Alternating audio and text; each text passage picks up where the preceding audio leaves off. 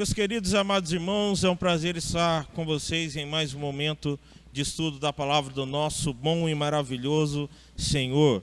Nós vamos orar pedindo a graça de Deus para a nossa vida e assim damos início a essa nossa programação, agradecendo a Deus pela vida de cada um de vocês que nos acompanham nessa transmissão.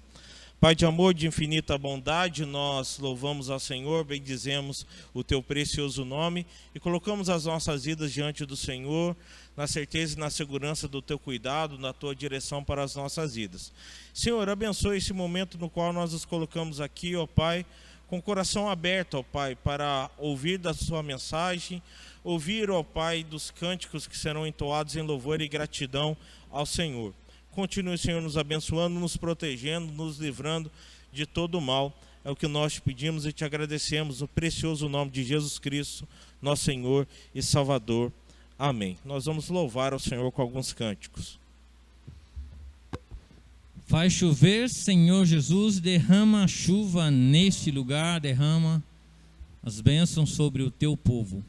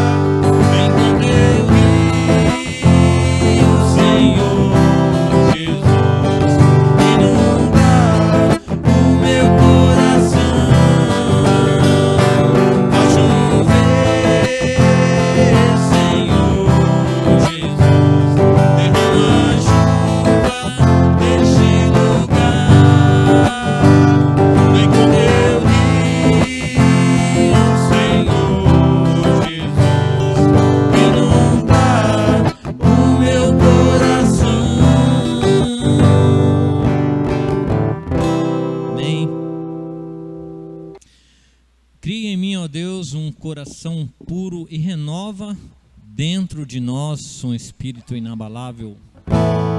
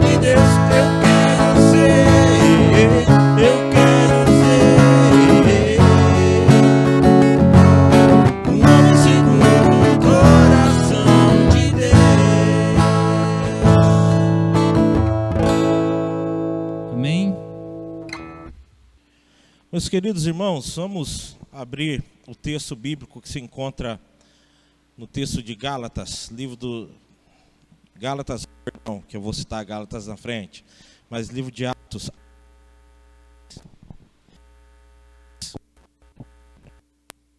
Atos 6, perdão, aqui deu uma falha aqui, eu encostei, acabou soltando o microfone. Mas Atos 6, dos versículos 1 a 7. Frisando Atos 6, versículos de 1 a 7.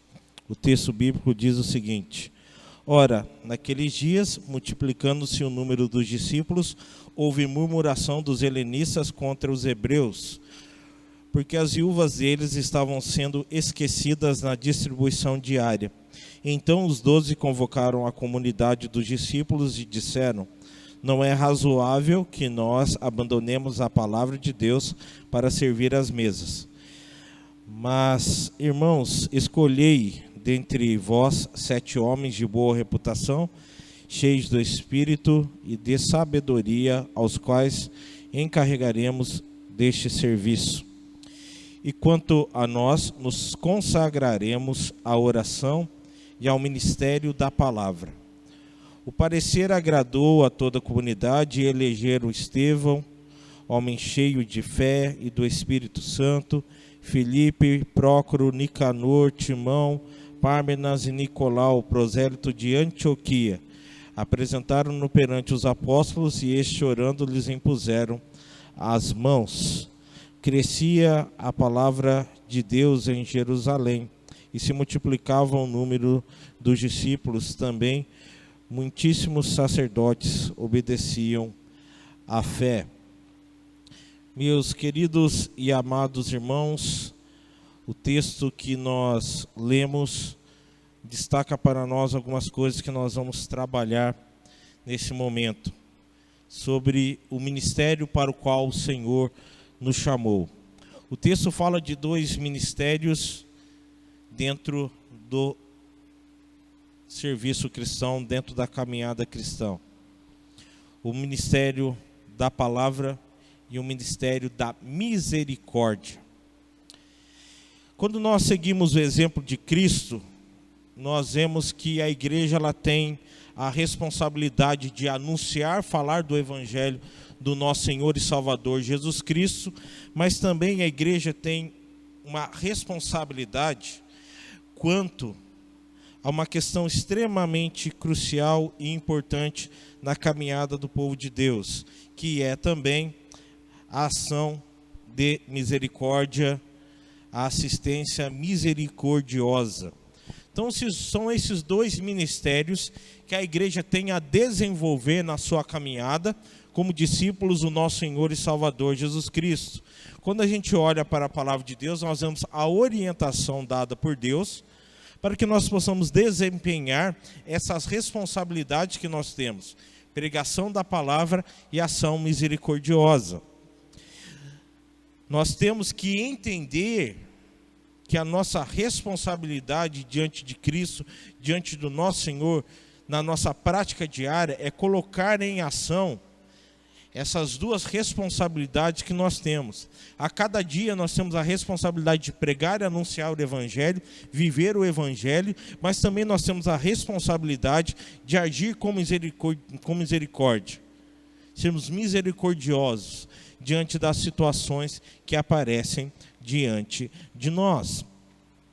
Esses 2 ministérios, o da pregação da palavra e o ministério da ação de misericórdia, eles devem estar presentes na vida de todo o cristão.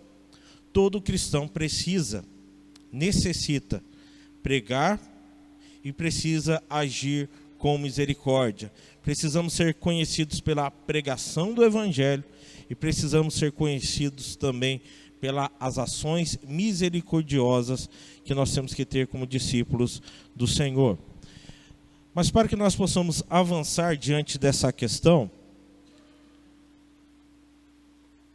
nós precisamos distinguir esses ministérios, entender o que é pregação da palavra, o que é ação misericordiosa. Então nós vamos trabalhar hoje, no nosso estudo, Primeiro trabalhando essa questão, entendendo que eles são distintos uns dos outros, mas fazem parte de uma caminhada só, que é a caminhada de Cristo, do nosso Senhor. Então eles têm as suas diferenças em ações, mas tudo converge para o mesmo centro, a exaltação da glória do nosso Senhor. E depois nós vamos trabalhar o ministério da palavra e o ministério da misericórdia, cada um abrangendo algumas coisas.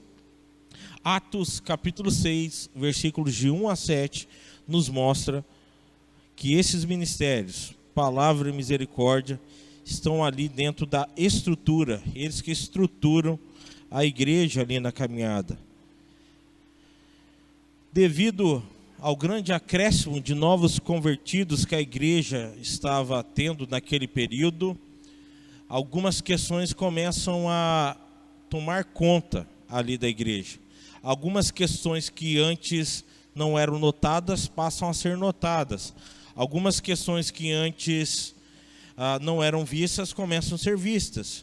Quando um grupo é menor, é mais fácil com que a gente caminhe e direcione na caminhada. Quando um grupo é menor, eu consigo ver a necessidade de um, eu consigo ver o sofrimento do outro e eu consigo agir com cuidado nesse sentido. Eu consigo acompanhar, eu consigo observar, eu consigo ir ali e dar o apoio necessário. Quando o grupo começa a crescer, as necessidades começam a crescer e aí se desenvolvem algumas coisas. Por isso, esse texto nos mostra o ministério da pregação e da misericórdia, como eles se estruturam dentro da caminhada cristã. E devido a esse grande acréscimo dos novos convertidos, o texto fala que os gentios começaram a reclamar. Qual era a reclamação? Que as suas viúvas não estavam sendo atendidas.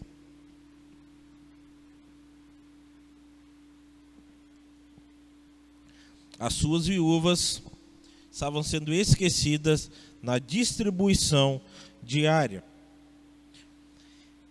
E desde a queixa trazer um grande problema, muito pelo contrário, essa queixa faz com que os apóstolos parem e chamem a comunidade cristã para que ali eles possam dialogar sobre, e ali explicado para a igreja, para a comunidade, os apóstolos explicam que não era razoável que eles deixassem, que eles abandonassem de cumprir o ministério para o qual o Senhor os tinha chamado, que era a oração e a pregação da palavra, para se dedicar ao cuidado social da igreja. Ou seja, aqui não existe nenhum desprezo da parte dos apóstolos, mas a questão que os apóstolos trabalham aqui é uma questão muito clara. Olha, existe uma necessidade aqui, ela precisa ser atendida, mas existe um ministério para o qual o Senhor nos chamou e nós precisamos que outras pessoas assumam esse ministério.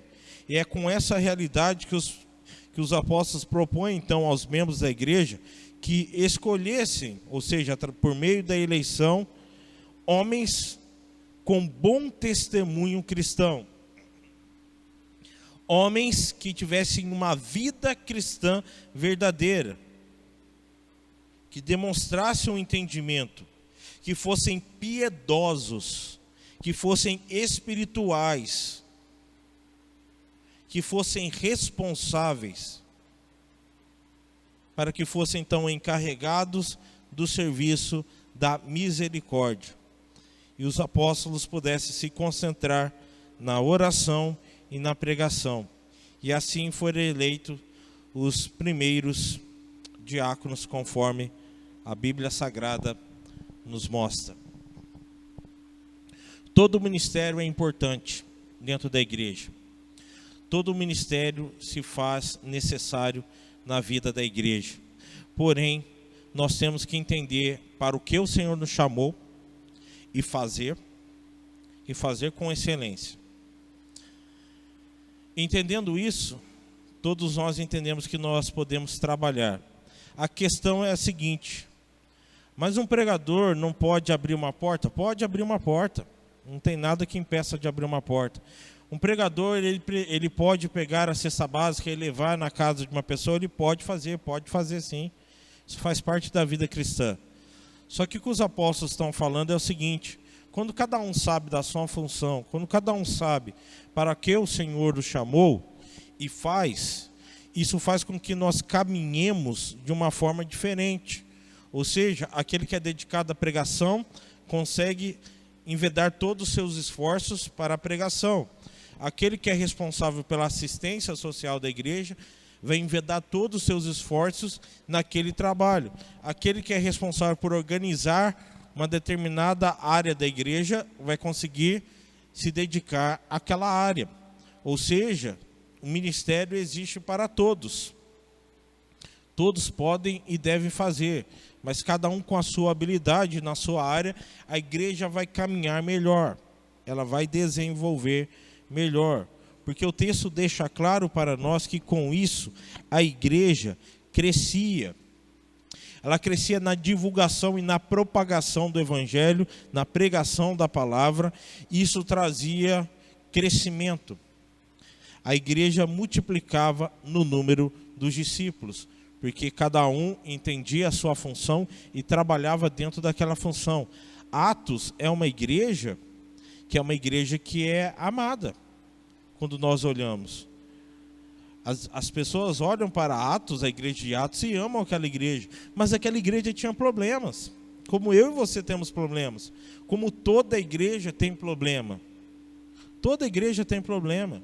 Onde existem pessoas, existem problemas que precisam ser resolvidos, que precisam ser sanados, que precisam ser direcionados. Nós precisamos entender, nós precisamos compreender isso. Esse texto mostra as duas vertentes que a igreja deve caminhar. Uma delas, o ministério da palavra, pelo ministério da palavra de Deus, aonde a mensagem é pregada, anunciada, aonde pessoas pecadoras são salvas por meio da pregação do evangelho, ou seja, a mensagem do Senhor chega à pessoa, a pessoa recebe essa mensagem e a pessoa então consegue entender e compreender essa mensagem porque ela foi pregada e anunciada para a nossa vida, como também serve para a edificação da igreja, para o crescimento espiritual, para o crescimento em conhecimento da graça de Deus. A pregação tem esses dois efeitos: edificação para aqueles que são salvos e desafio e conversão para aqueles que ainda não conhecem a palavra de Deus e precisam ser transformados pela palavra do Senhor. Daqui a pouco a gente aprofunda mais sobre o ministério da palavra. Mas a outra vertente pela qual a igreja deve caminhar é pelo ministério da misericórdia. O que é isso? Pessoas cuidando de pessoas. Pessoas cuidando de pessoas nas suas necessidades naturais. Ou seja, naquelas que naturalmente nós podemos atender. A necessidade real espiritual que existe na vida de cada pessoa só pode ser atendida e direcionada pelo nosso Senhor. Mas nós, filhos de Deus, servos do Senhor, que entendemos a misericórdia do Senhor na nossa vida, nós cuidamos de pessoas nas suas necessidades. Aqueles que estão famintos de fome, literalmente falando, providenciando alimento para essas pessoas, vestimenta para aqueles que passam por período de frio. Essa é a época que a gente geralmente começa a olhar os nossos guarda-roupas, porque o inverno está chegando. Talvez para esse ano a gente não tenha renovado tanto o nosso guarda-roupa, porque no ano passado nós não saímos muito, esse ano também não estamos saindo muito devido à pandemia, então o nosso guarda-roupa tem ficado praticamente intocável, né?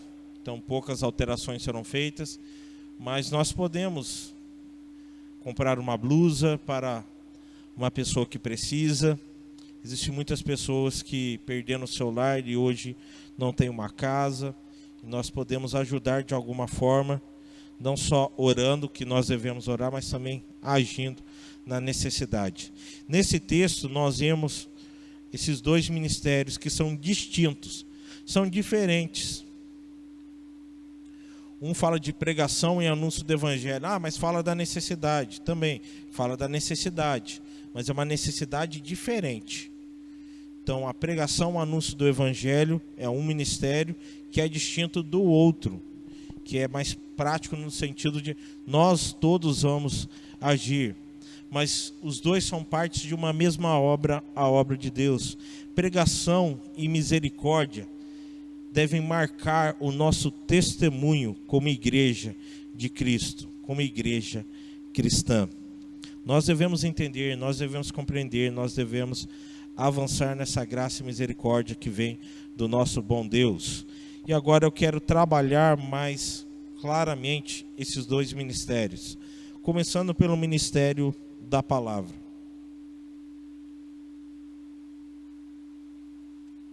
O ministério da palavra. Jesus, o Deus Filho, o Verbo encarnado, ele tanto ensinava quanto ele pregava. Ele tanto falava ensinando as Escrituras, como ele pregava as Escrituras. Cristo sempre ministrou a palavra de Deus, ele ministrava a palavra de Deus, e aqui a gente começa a entrar em alguns pontos interessantes. Ele pregava de uma maneira diversificada, ou seja, de diversas formas, diversas maneiras. Mas como ele pregava de diversas maneiras? Jesus Cristo, ele pregou nas sinagogas.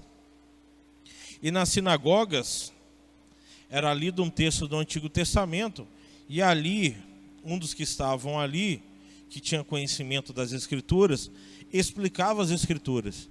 E o texto bíblico, por diversas vezes, nos fala que Jesus estava explicando. Nos evangelhos nós vemos isso de forma clara. Por diversas vezes no evangelho nós encontramos a seguinte colocação: foi lido o texto do profeta tal ou conforme o profeta, e Jesus Cristo falava as seguintes palavras: esse texto diz a respeito de mim, fala sobre mim, sobre a minha pessoa. Nas sinagogas ele trabalhava dessa forma. Mas Jesus Cristo não pregou só nas sinagogas, ele pregou ao ar livre. Ele caminhava e por diversas vezes ele parava no espaço público e pregava ao ar livre. O sermão do monte, o sermão da montanha, ele prega numa montanha. O sermão do monte, ele está acima de uma montanha e prega para que a sua voz fosse propagada e chegasse a mais pessoas. Jesus Cristo pregou ao ar livre. Mas o texto bíblico também fala que ele pregava de casa em casa. Ele ia numa casa, pregava, anunciava.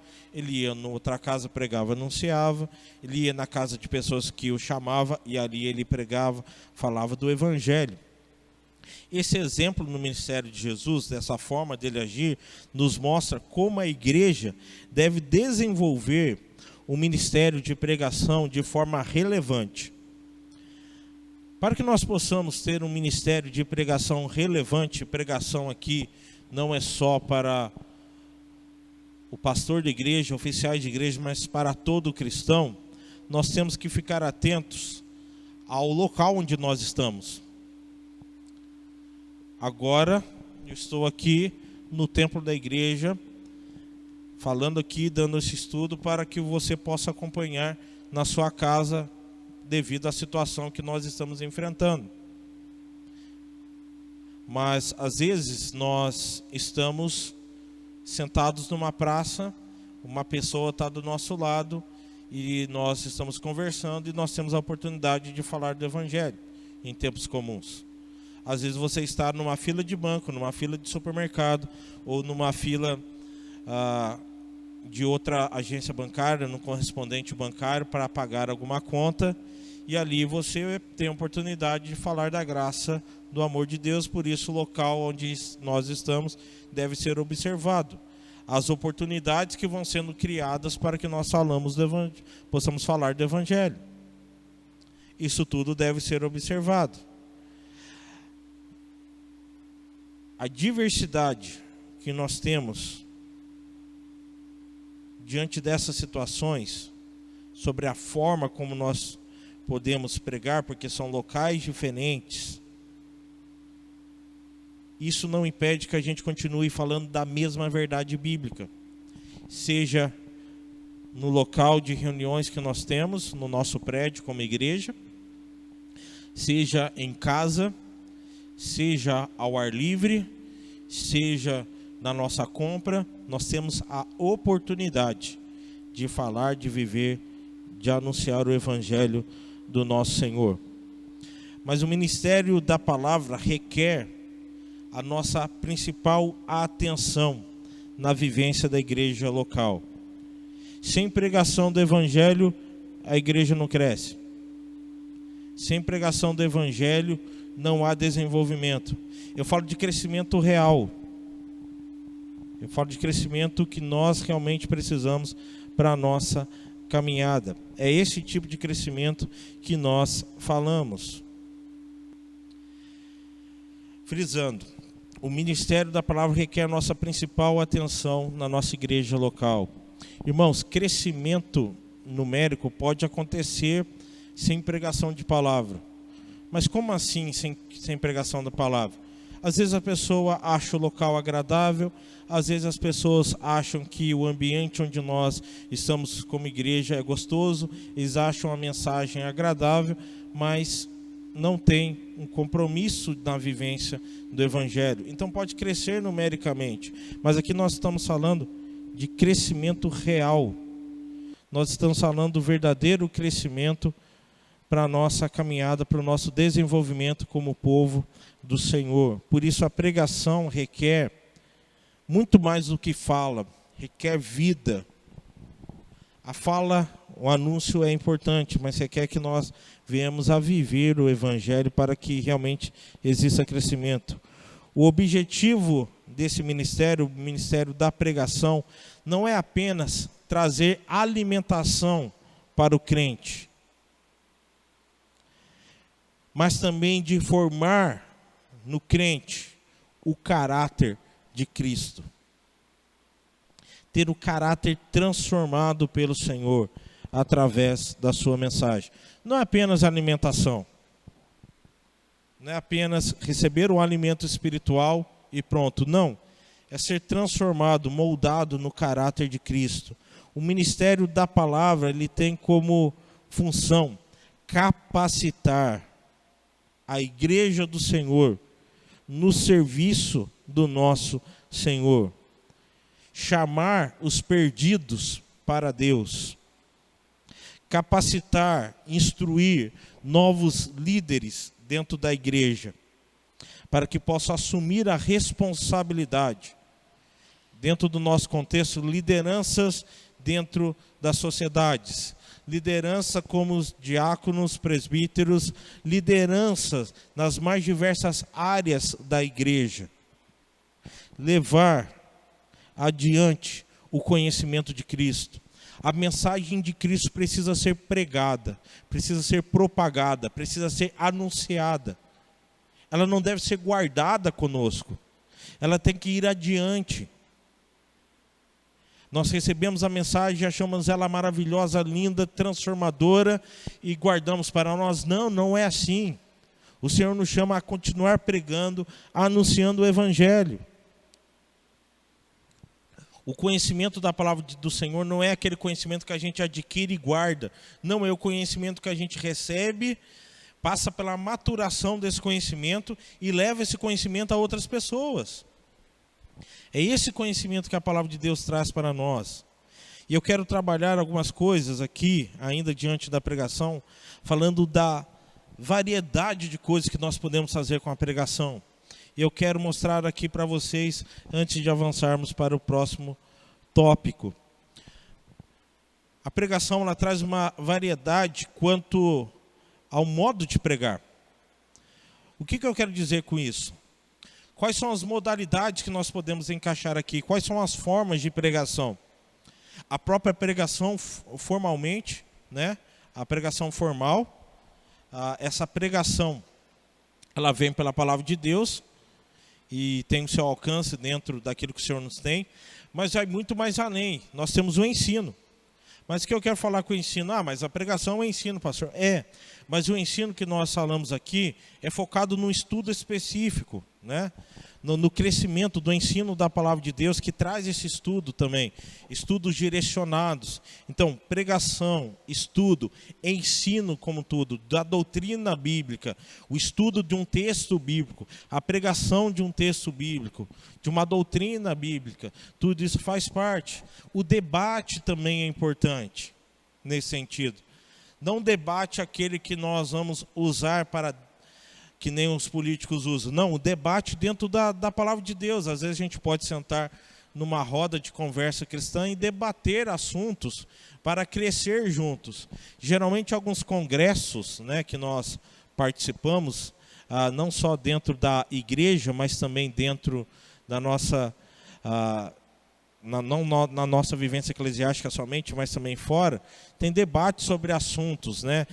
Hoje, debate sobre saúde, sobre formas de tratamento da Covid, qual medicamento faz efeito, qual não faz, qual é a melhor vacina para se usar, essa vacina tem tal eficácia, essa tem tal. São debates. Na vivência da fé também, em alguns congressos, quando nós participamos, nós temos pessoas que estão debatendo os assuntos, né? Nesse período de pandemia, eu participei de alguns debates com alguns colegas de outras igrejas, né, debatendo ali o tema que foi proposto, e ali a gente conversando, debatendo, crescendo juntos, né, para o bom diálogo, o bom avanço do Evangelho. As palestras, né, que nós recebemos de ensino também, palestras também são meio. Então, pregação, ensino, debate, estudo, palestras, dentre tantos outros, são meios de pregação do Evangelho. Agora também, não só variedade quanto o modo de pregar, porque uma pregação é um estilo de comunicação. O ensino é um outro estilo de comunicação. Um debate é um outro estilo de comunicação. O estudo é outro estilo. A palestra é um outro estilo. É um outro objetivo que você quer alcançar com aquela mensagem. Mas existe a variedade quanto ao meio da divulgação da palavra. A fala, que é essa forma que nós estamos usando, que eu estou usando agora, eu estou falando, mas aqui eu não estou usando só a fala. Nós também usamos aqui o meio da comunicação, que é a internet, que sobe no canal que nós temos no YouTube, vocês podem acompanhar, e depois do estudo, se você quiser ver novamente, você pode acessar. Então tem a fala, tem a escrita, né? Livros que são ali escritos para trazer conhecimento a nós, que nem a Bíblia nos traz essa forma, também de forma cantada através das músicas, né? Agora há pouco, momentos atrás, nós tivemos a participação conosco aqui do nosso irmão José Roberto, tocando um instrumento, cantando. É uma forma também do Evangelho ser pregado, anunciado, ao vivo, gravado. São os meios que nós temos. Hoje, a internet, hoje um canal de comunicação como o YouTube, Facebook, tantos outros, Instagram, né? São meios que nós temos de comunicar o Evangelho, a graça do nosso bom Deus. Nós temos também a variedade quanto ao destino. Mas o que é isso quanto ao destino? A pregação, ela é para tocar a vida de incrédulo, daquele que não crê no Evangelho e possa vir a crer. É também para novos convertidos, aqueles que já compreenderam e entenderam o Evangelho, mas ainda precisam crescer e desenvolver na fé. Também para crentes no seu amadurecimento e também crentes maduros, nesse seu desenvolvimento na maturidade da fé. É para líderes de igreja, para que possam receber o ensino, aprender com aquilo e transmitir a outros nessa caminhada, nesse desenvolvimento. Existe também a variedade quanto ao lugar ou à circunstância. Lugar, a gente fala de onde nós estamos. Aqui eu estou no prédio da igreja, fazendo essa transmissão. Pode ser no local público. Você está pregando numa praça. Você está pregando aqui na nossa realidade como cidade, numa praia. Pregando numa lanchonete. Então, isso são locais públicos. Também depende, quando a gente fala da ocasião, da circunstância, às vezes você está numa viagem, em tempos normais. Você vai viajar, você está no ônibus, tem uma pessoa do seu lado, puxa o assunto com você, você tem uma oportunidade de pregar. Você está num trem, numa cidade maior como São Paulo, metrô, trem, metrô, e ali você tem uma oportunidade de pregar o evangelho. Às vezes você está numa viagem de avião. Você vai para outra região do país ou para outro país. Você tem a oportunidade de falar do evangelho, de pregar o evangelho. O que isso mostra para nós, essa variedade de coisas, quanto ao modo, quanto à divulgação, quanto ao destino, quanto ao lugar ou circunstância, o que nós podemos aprender é que Deus distribuiu à sua igreja vários modos para que nós possamos usar os dons que Deus nos deu relacionados ao ministério da palavra, que deve ser exercido de duas formas: informal e formal. Esteja no momento de culto público, culto no lar, ou seja, no momento mais informal, com pessoas batendo papo. Então tem a sua formalidade e tem a sua informalidade, todas elas respeitando aquilo que o Senhor tem para as nossas vidas. Falando sobre a pregação, antes de avançarmos para o próximo tópico, a pregação também ela vai ter a sua variação dependendo do ambiente onde nós estamos. Dentro de um culto público, um culto formal, nós temos uma forma da comunicação. Dentro de um culto num lar, a formalidade é diferente. Não estão todos assentados nos bancos da igreja ou nas cadeiras da igreja, vendo o comunicador. Estão todos ali à volta. O ambiente é mais informal do que o ambiente formal da igreja. Isso não quer dizer que o culto no lar seja informal. Mas ali nós podemos falar, pregar, anunciar ali dentro de um lar. Seja num culto fúnebre, tem a sua formalidade, mas a pregação tem uma outra forma. Tem um outro tocar da graça de Deus ali. Num casamento também, quando nós fazemos a cerimônia religiosa, é um culto ao Senhor. Então tem essas variações também na pregação. Tá bom, meus irmãos? Mas caminhando para o último tópico da nossa meditação, nós vamos falar do ministério da misericórdia. Os evangelhos narram, nos mostram que Cristo curava toda a sorte de doenças. Diversas doenças o Senhor curou. Cegueiras natural ou que foram adquiridas devido a alguma doença. A paraplegia, aqueles que eram coxos. Aqueles que sofriam com lepra. A mulher que sofria com fluxo de sangue. Dentre várias outras que a gente poderia citar aqui e que a gente passaria um bom tempo citando. E tantas outras que não são citadas, mas falam que o Senhor exerceu ali seu poder como servo escolhido de Deus, como filho de Deus para curar. Então ele curou toda a sorte de doenças, de enfermidades de pessoas. Jesus, ele exerceu de forma magnífica, de forma maravilhosa, o ministério da misericórdia. Foi o que melhor exerceu esse ministério. Ele era atento às necessidades das pessoas. Ele tinha uma atenção àquilo que as pessoas estavam passando.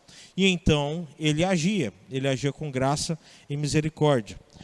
A igreja ela tem a responsabilidade de se preocupar com a necessidade do próximo. Isso é uma obrigação que nós temos diante de Deus. O cuidado com o próximo é uma coisa que o Senhor nos ordenou.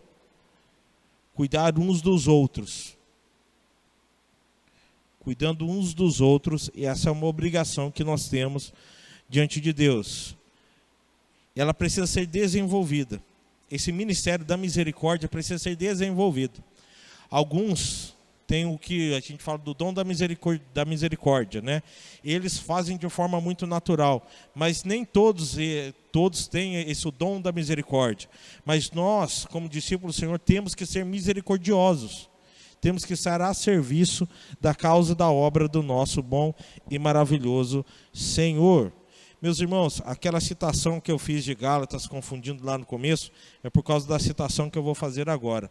Gálatas, capítulo 6, versículos 10, diz o seguinte: por isso, enquanto tivermos oportunidade, façamos o bem a todos, mas principalmente aos da família da fé. Por que eu estou citando esse texto? Porque é o seguinte: antes de atender os de fora, nós atendemos os de casa. Para que nós possamos dar um bom testemunho para os que são de fora, não deveria existir necessidades dentro da nossa igreja. Ou seja, nós como irmãos em Cristo devemos cuidar uns dos outros, para que assim as pessoas vejam como comunidade cristã, como nós vivemos. Mas primeiro nós devemos atender os irmãos da fé, depois nós atendemos os que são de fora. Nós não vamos deixar de atender os de fora, mas nós temos que entender que igreja não é uma instituição de assistência social. O que eu quero dizer aqui, irmãos, é que de forma alguma eu sou contrário a assistir aqueles que estão passando por necessidade, mesmo que eles não sejam nossos irmãos da fé. Mas a questão é a seguinte: por vezes a igreja perde o seu foco porque ela entra numa vertente assistencialista. E assistencialismo, nós estamos lotados de ONGs. Nós temos prefeituras que fazem isso, ou deveriam fazer. Mas nós não deixamos de atender o necessitado. Por diversas vezes, nós atendemos necessidades. Eu posso falar da nossa igreja com exatidão, da Igreja Presbiteriana de Ubatuba, em todo esse período que eu estou aqui com vocês. Eu nunca vi nós deixarmos de atender os de fora. E nunca vi a gente deixar de atender uma necessidade quando nós somos procurados como irmãos. Todas as que chegaram ao meu conhecimento, nós vimos que foram atendidas. E tantas outras que nem chegaram no meu conhecimento que nós atendemos. Essas questões fazem parte da nossa vivência, na vivência da fé. O exercício da misericórdia é tanto uma demonstração aos pecadores do amor de Deus, desse amor que é derramado nos nossos corações, que nos leva a agir, quanto uma consequência prática e real da verdadeira fé. Uma verdadeira fé é operosa. Uma verdadeira fé é uma fé de ação. Então eu vejo uma necessidade, eu não cruzo os meus braços e fico aguardando outro fazer. Se eu posso fazer, eu vou atrás de fazer. Mas se por acaso, se vier a acontecer uma coisa ali, na situação onde eu estou, e eu posso fazer, eu faço. Se eu não posso fazer, eu busco meios para fazer. Às vezes eu não consigo fazer, mas tem outro que consegue fazer. Às vezes tem outro que pode atender essa situação melhor do que eu posso fazer. Os nossos atos de misericórdia, a nossa ação misericordiosa, são em certa medida uma demonstração de que nós fomos e somos abençoados por Deus. Se nós estamos podendo abençoar pessoas, sendo misericordiosos com pessoas, é porque o Senhor nosso Deus foi misericordioso e gracioso para conosco. As bem-aventuranças que o Senhor anunciou, uma delas no capítulo 7 do capítulo 5 do Evangelho de Mateus diz o seguinte: bem-aventurados os misericordiosos, porque alcançarão misericórdia. Quem é misericordioso vai receber da misericórdia de Deus na sua vida. Ser misericordioso é ser um discípulo de Cristo. Ser misericordioso é mostrar que você foi alcançado pela graça de Deus. Ser misericordioso é mostrar que o Evangelho faz sentido na sua vida. O Senhor nos chama a isso, nos chama a essa vivência de fé, para que nós possamos avançar, crescer diante daquilo que o Senhor tem nos dado, diante da sua soberana graça. Nós vamos orar nesse momento, encerrando esse nosso momento de estudo da palavra do nosso bom Deus. Pai de amor, de infinita bondade, de graça e misericórdia, nós te agradecemos, ó Pai, pela oportunidade que nós temos de aprender um pouco mais sobre alguns dos ministérios que o Senhor nos dá. Dentre eles, o ministério da Tua Palavra, ó Pai, que é anunciar da Sua mensagem para que outras pessoas possam ouvir, essa mensagem possa fazer efeito na vida dela, ela ser alcançada e transformada pela palavra do Senhor. E também, ó Pai, o ministério da misericórdia, o ministério do serviço, de servir os necessitados, os nossos irmãos na fé e também aqueles que não são do meio da fé, ó Pai. Porque é o meio das pessoas verem, ó Pai, que a sua misericórdia está presente em nós. E por isso nós fazemos. Não fazemos para ser conhecidos, fazemos, ó Pai, porque é algo que o Senhor nos ensina. E é algo que nós fazemos, ó Pai, porque da graça do Senhor nós recebemos. E da graça do Senhor nós oferecemos a outros, ó Pai. Para que pessoas possam ver o amor de Deus em nós. E assim poder viver diante da sua graça. Pai, nós colocamos diante do Senhor a vida, ó Pai, da nossa nação, do nosso estado e do nosso município diante da situação que temos vivido. E pedimos, ó Pai, que o Senhor continue derramando a Tua graça, a Tua misericórdia, para que as pessoas possam passar pela recuperação. E aqueles que vierem a perder, aqueles que estão perdendo seus entes queridos, ó Pai, para essa doença, que possam ser consolados e confortados pela Tua graça, ó Pai. Que o Senhor continue nos abençoando e nos direcionando. É o que nós te pedimos e te agradecemos, no santo nome de Jesus, nosso Senhor e Salvador. Amém. Que Deus abençoe a sua vida e qualquer alteração na nossa caminhada e na nossa dinâmica de trabalho será feita pelos canais da igreja que nós usamos, canais de comunicação, no WhatsApp dos grupos da nossa igreja, e também pedimos que nós façamos essa divulgação. Até um determinado momento nós continuamos diante da situação que nós estamos. Assim que nós pudermos retomar as atividades, serão comunicadas a todos os irmãos. Que Deus abençoe a sua vida, que você possa ter o seu momento diante da presença do Senhor, com a graça do Senhor, lembrando do ministério da pregação e da misericórdia. Que Deus nos abençoe.